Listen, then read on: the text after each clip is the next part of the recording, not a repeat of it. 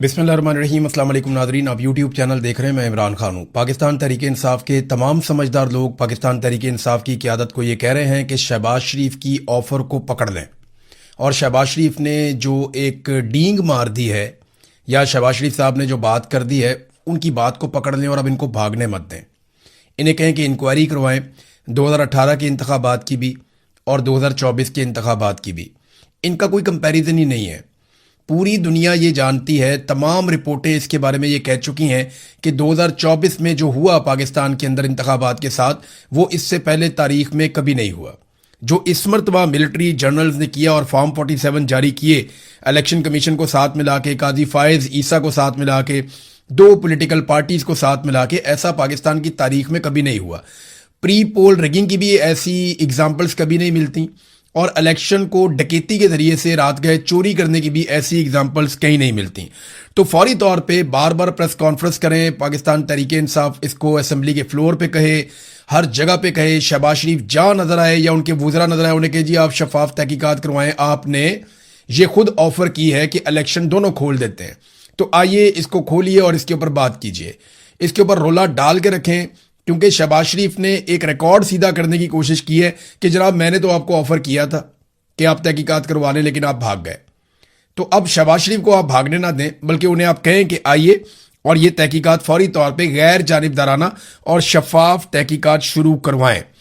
नाज़रीन, एक स्टेटमेंट जावेद हाशमी साहब ने दिया, क्योंकि मैंने एक दिन पहले ये ख्वाहिश का इजहार किया था कि मैं उनका इंतजार कर रहा हूं कि वो कब स्टेटमेंट देते हैं। तो उन्होंने मारंग बलोच के हवाले से एक स्टेटमेंट दिया है। तो पहले मैं आपको स्टेटमेंट उनका पढ़ के जरूर सुनाऊंगा। उन्होंने कहा जी मारंग बलोच को उम्र कैद की सजा हो जाना पाकिस्तान के साथ गद्दारी है, जैसे शेख मुजीब को अगरतला साजिश केस में सजा देना इस मुल्क के साथ गद्दारी थी। अयूब खान से लेकर आसिम मुनीर तक सब जर्नैलों ने पाकिस्तान में अलहदगी पसंदों को फरोग दिया है। गद्दार मारंग बलोच नहीं है, गद्दार तुम हो। एक आर्मी चीफ दुनिया के स्टेज पर हमारे मुल्क के वजीर आजम की आईनी हैसियत को सानवी कर रहा है, यानी वो आगे आगे जा रहा है और वजीर आजम पीछे पीछे जा रहा है। जो पहले ही गैर आईनी वजीर आजम है, यानी वजीर आजम तो पहले भी गैर आनी है, तो आर्मी चीफ उसको अब जो है उससे आगे आगे चल रहा है और उसकी हैसियत को सानवी कर रहा है। इसकी आईनी सजा आसिम मुनीर को ही भुगतनी पड़ेगी। ये नादरीन जावेद हाशमी साहब का दो हवालों से ट्वीट है। एक तो मारंग बलोच के साथ जो ज्यादती हुई, तारीखी हवाला भी उन्होंने दिया, और दूसरा उन्होंने कहा कि जो आसिम मुनीर इस वक्त पाकिस्तान में जमहूरियत के साथ कर रहे हैं और वो डिप्लोमेसी का काम कर रहे हैं जो उनके हलफ से मुतसादिम है, वो ये काम कर नहीं सकते। आर्मी चीफ की हैसियत से वो एक सरकारी सर्वेंट हैं और उन्होंने अपना काम करना है, तो यहां पे भी उन्हें सजा भुगतनी पड़ेगी। ये जावेद हाशमी साहब ने स्टेटमेंट दिया है। नादरीन, अहमद फरहाद साहब और रजी ताहिर साहब ये दोनों गिरफ्तार कर लिए गए हैं और इन दोनों को कश्मीर के हवाले से जो इन्होंने गैर जानिबदाराना रिपोर्टिंग की और हकायक सामने लेकर आए और जो कुछ भी ईरान जंग के दौरान ये रिपोर्ट करते रहे, खुलकर अपना मौक़िफ़ देते रहे, सिविलियन सुपरमेसी के लिए और इदारों की मुदाखलत के खिलाफ भी ये बात करते रहे, इंसानी हुकूक के लिए इन्होंने आवाज़ उठाई, जुल्म और जबर के खिलाफ इन्होंने बात की। अब इस बात की सजा दी जा रही है इन सहाफ़ियों को। पूरी दुनिया में सहाफ़ी यही काम करते हैं कि वो जुल्म को जुल्म कहते हैं, जुर्म को जुर्म कहते हैं, फस्तायत को रोकने की कोशिश करते हैं और मजलूम के साथ खड़े होते हैं। पाकिस्तान में जब ये सहाफ़ी ये करने की कोशिश करते हैं तो खुद मजलूम बना दिए जाते हैं। रजी ताहिर साहब ये ज़बरदस्त काम कर रहे थे, इनको अरेस्ट कर लिया गया और ज्यादती करके अरेस्ट किया गया, कोई कानूनी जवाज़ नहीं था। इसी तरह अहमद फरहाद साहब हैं, उनको भी गिरफ्तार किया गया और उनको 3 MPO के तहत पहले पता चला। अब इतलात आती रहती हैं, चेंज होती रहती हैं, सिस्टम कुछ बताता ही नहीं है, लेकिन ये बड़ी सख्त ज्यादती है। इनको फौरी तौर पर रिहा करना चाहिए और आप सब इनके हक में आवाज़ उठाएं, जोरदार तरीके से आवाज़ उठाएं। कश्मीर से मुझे एक इंफॉर्मेशन मिली है, कुछ लोग जो एस्टेब्लिशमेंट के लोगों से बातचीत कर रहे थे, उन्हें जो एस्टेब्लिशमेंट है उसने एक पैगाम दिया और बड़े वाज़े अंदाज में कहा कि 4 लोगों को तो हम नहीं छोड़ेंगे, जहां हमें मिलेंगे हम इनको मारेंगे। एक के ऊपर कातिलाना हमला पहले हुआ है, उसे मारने की कोशिश की गई लेकिन वो बच गया, उमर नज़ीर कश्मीरी।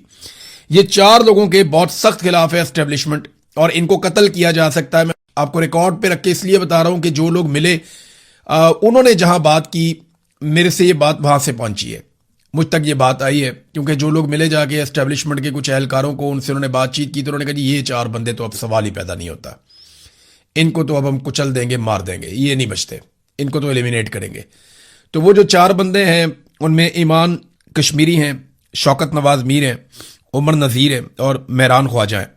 इन 4 लोगों की जान खतरे में है। कश्मीरियों को देखना पड़ेगा कि उनके ये बेटे उनके लिए आवाज़ उठा रहे थे। ना इन्होंने एमएनए बनना है, ना कोई इन्होंने मिनिस्ट्रियाँ लेनी है, ना इन बेचारों ने कोई बहुत बड़े बड़े कारोबार करने हैं, ना इनमें से कोई वज़ीर आज़म का उम्मीदवार है, ना इनमें कोई सदर का उम्मीदवार है। ये बेचारे दुकानदार टाइप लोग हैं, किसी की बेकरी है, किसी की किताबों की दुकान है, कोई छोटा मोटा और कारोबार करता है। तो ये तो कश्मीरियों के हुकूक के लिए खड़े हुए थे। अब कश्मीरियों को देखना है कि वो अपने इन बच्चों की हिफाजत कैसे करते हैं। बहरहाल कश्मीरी बड़ी तादाद में खड़े हैं, बार बार वो एहतजाज भी करते हैं। ओवरसीज कश्मीरी भी बहुत बड़े पैमाने पर एहतजाज करते हैं। पाकिस्तान तहरीक इंसाफ को वहां पे बल्ले का निशान मिला, हाई कोर्ट से मिला, लेकिन तहरीक इंसाफ के लोग इसको शक की नजर से भी देख रहे हैं। वो ये कह रहे हैं कि पाकिस्तान तहरीक इंसाफ को बल्ले का निशान देने का मतलब यह है कि एक सबसे फेवरेट पॉलिटिकल पार्टी को फौरी तौर पे इलेक्शन में मुतहरिक कर दिया जाए, ताकि लोगों की तवज्जो हट जाए एहतजाज से और लोग इलेक्शन की तरफ तवज्जो दें कि जनाब इलेक्शन में इन मसाइल का हल है। और लोग ये भी जानते हैं और इसके ऊपर बार बार तबसरा कर रहे हैं कि पीटीआई को एंड टाइम पे धोखा मिलेगा। एंड टाइम पे पाकिस्तान तहरीक इंसाफ को धोखा करके इस खेल से या तो बाहर कर दिया जाएगा या फिर पाकिस्तान तहरीक इंसाफ को किसी सूरत भी हुकूमत नहीं बनाने दी जाएगी। और ये 12 नशिस्तें जो हैं इनके ऊपर तो अपने बंदे लेकर आने हैं। 12 के 12 बंदे मिलिट्री एस्टेब्लिशमेंट अपने लेकर आएगी और चंद बंदे उन्हें आज़ाद कश्मीर से चाहिए होंगे जिनको वो जितवा लेंगे। 2-4 वो आज़ाद जितवा लेंगे और एक मतंजन सा बना के या उन आज़ाद जीतने वालों को वो आईपीपी में या किसी भी जमात में शामिल करवा के बड़े आराम से एस्टेब्लिशमेंट आज़ाद कश्मीर में अपनी हुकूमत बनाने की कोशिश करेगी। तो ये एक ट्रैप समझा जा रहा है और लोग इसके ऊपर बात भी कर रहे हैं कि इस ट्रैप में नहीं आना चाहिए। अब होना क्या चाहिए? देखें, आइडियल सिचुएशन तो ये है कि वहां पे फेयर एंड फ्री इलेक्शन हो, एक नई हुकूमत बने और वो फौरी तौर पे आइन में तरमीम करके इन सीटों का फैसला करे। लेकिन अब होता क्या है, क्योंकि फजलुर रहमान साहब भी अब मुज़ाकरात के अंदर पड़ गए हैं, महमूद अचकज़ई साहब भी पड़ गए हैं, कुछ लोग जो हैं वो कश्मीर में पहुंचे हैं, उन्होंने मुज़ाकरात किए, बातचीत की है कश्मीरी रहनुमाओं से। तो अभी बातचीत आगे बढ़ेगी तो हमें समझ आएगी। बहरहाल ओवरसीज पाकिस्तानियों से मेरी बात हुई, मुलाकात भी हुई, वो काफ़ी गुस्से में है और उनका एक ही शिकवा है कि यार हम कोई गद्दार हैं, हम कोई मुल्क के दुश्मन हैं यार, हम पाकिस्तानी, पाकिस्तान से हम लोग प्यार करते हैं। आप हमारे पासपोर्ट चेक कर लें, आप हमारी हर चीज़ देख लें उठाकर। हमने पाकिस्तान से कभी नफरत नहीं की, हमने पाकिस्तान से या पाकिस्तान के इदारों से कभी नफरत नहीं की। हम तो हमेशा इनको प्यार करते रहे, सल्यूट करते रहे। लेकिन आज अगर हमने अपना हक मांग लिया तो इन्होंने हमें गद्दार करार दे दिया। यही हुआ था बंगालियों के साथ, यही हुआ था मुहाजिरों के साथ, यही हुआ बलोचों के साथ, फिर यही हुआ कबायलियों के साथ, यही हुआ पश्तूनों के साथ और आज यही हो रहा है कश्मीरियों के साथ। पंजाब में भी जो आवाज़ उठाता है उसको गद्दार डिक्लेयर कर दिया जाता है। यहां पाकिस्तान से बाहर बहुत सारे लोग बैठे, उनको 100-100 साल की सजाएं सुना दी पकड़ के। वो पाकिस्तान में थे भी नहीं, उन्होंने कोई जुर्म भी नहीं किया, उनको भी सजाएं सुना दी गई हैं। तो पाकिस्तान तहरीक इंसाफ को इंतखाबी निशान मिल जाने को भी एक धोखे के तौर पे देखा जा रहा है। लेकिन अभी आप कुछ कह नहीं सकते, अभी बहुत सारी चीज़ें अगले चंद दिनों में होंगी और उनसे हमें आइडिया हो जाएगा कि सूरत हाल किस तरफ जा रही है। एक और नादरीन खबर है, इमरान खान साहब की बहनों से एक सवाल पूछवाया गया कि जनाब दुनिया भर में आसिम मुनीर का शुक्रिया अदा किया जा रहा है, पाकिस्तान का शुक्रिया, पाकिस्तान के ट्रेंड चल रहे हैं, तो आप इसके बारे में क्या कहती हैं? तो इमरान खान की बहनों ने कहा जी कहाँ पे ट्रेंड चल रहे हैं, किस चीज़ का शुक्रिया अदा करें? मैंने सारा सोशल मीडिया ट्विटर देखा, एक ट्वीट शुक्रिया की नहीं मुझे मिली। तो इनका किस बात पे शुक्रिया अदा करें? इस बात पे करें जो उन्होंने कश्मीर में किया है, इस बात का शुक्रिया अदा करें जो उन्होंने 26 नवंबर को कत्लेआम किया। जो जुल्म ये इमरान खान पर कर रहे हैं इनका कभी कोई शुक्रिया अदा नहीं करेगा। लोग बद्दुआएं दे रहे हैं। हम खवातीन के साथ यहाँ अडियाला के बाहर होता हुआ जुल्म देख रहे हैं जो हमारे साथ होता है, पूरे पाकिस्तान ने देखा है। हम इस बात पर शुक्रिया अदा करें इनका। अपने मोहल्ले में आप अवाम की मारपीट करें और बाहर जाकर सुलह सफाई करवाएं, इस पर शुक्रिया कोई नहीं करता।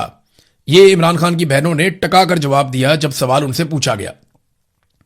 देखिए, कौम शुक्रिया तब अदा करेगी जब कौम को कुछ मिलेगा। नंबर एक, सबसे पहले कौम को उनका हक मिले कि वो जो फैसला करें उस फैसले के मुताबिक मुल्क चलना चाहिए। पहला हक तो ये है।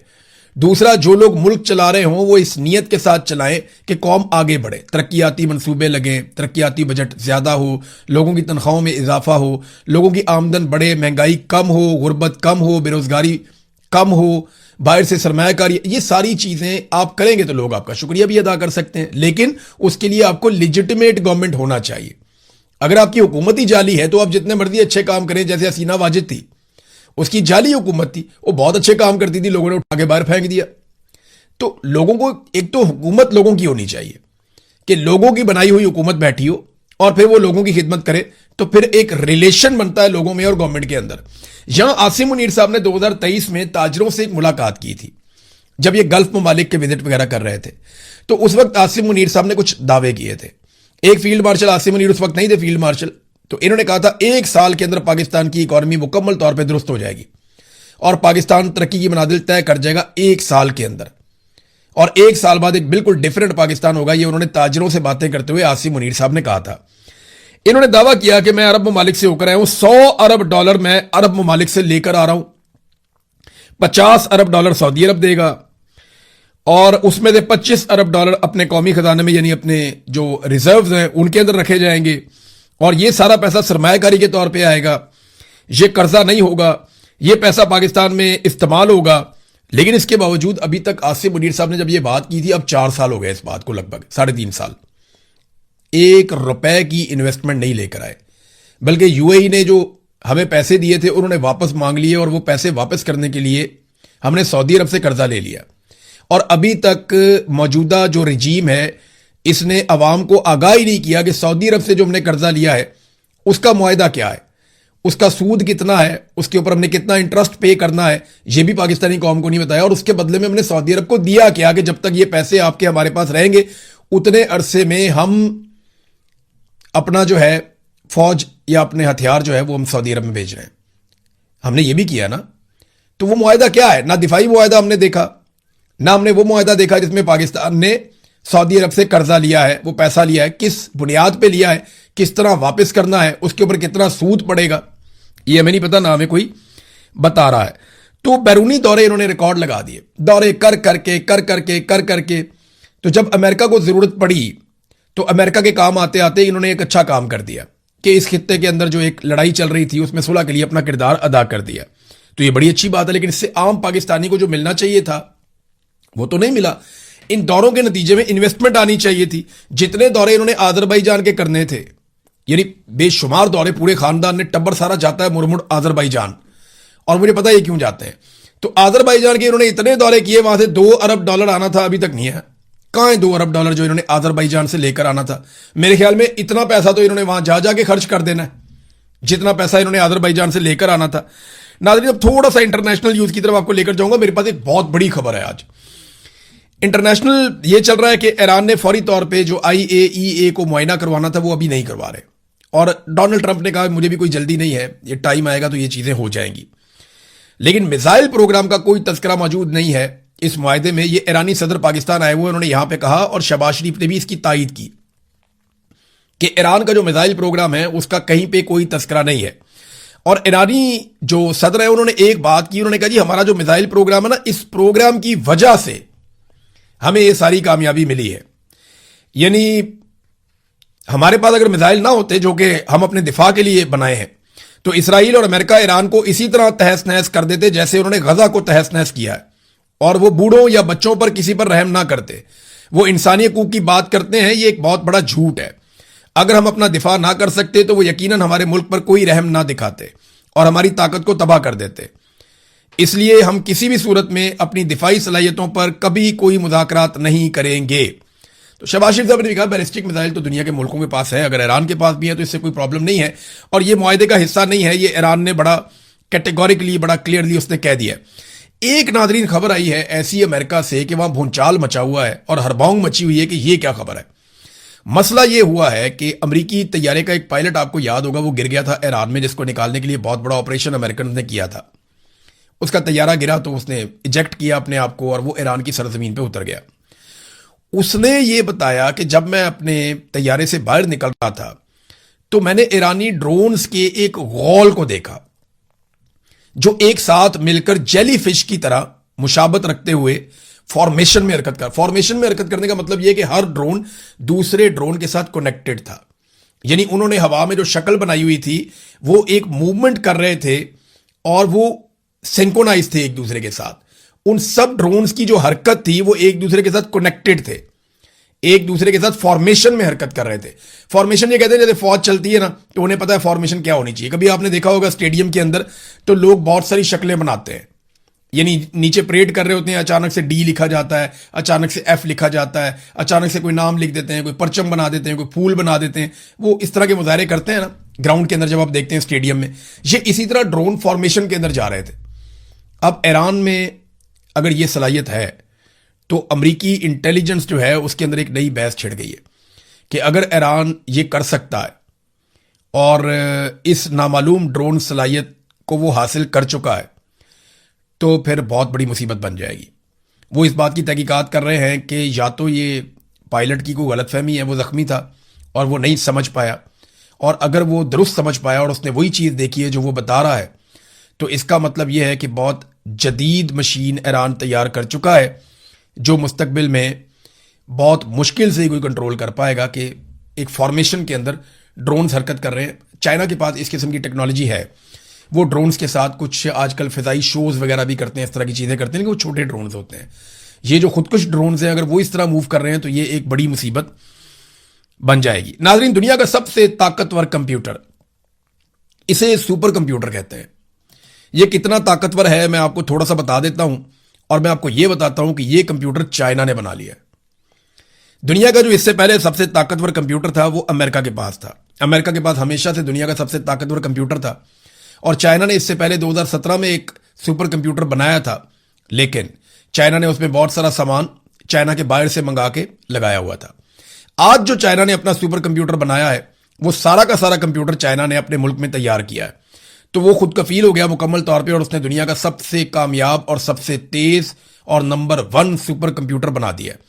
दुनिया में 500 जो टॉप के सुपर कंप्यूटर हैं उनमें अब अमेरिका दूसरे नंबर पे चला गया।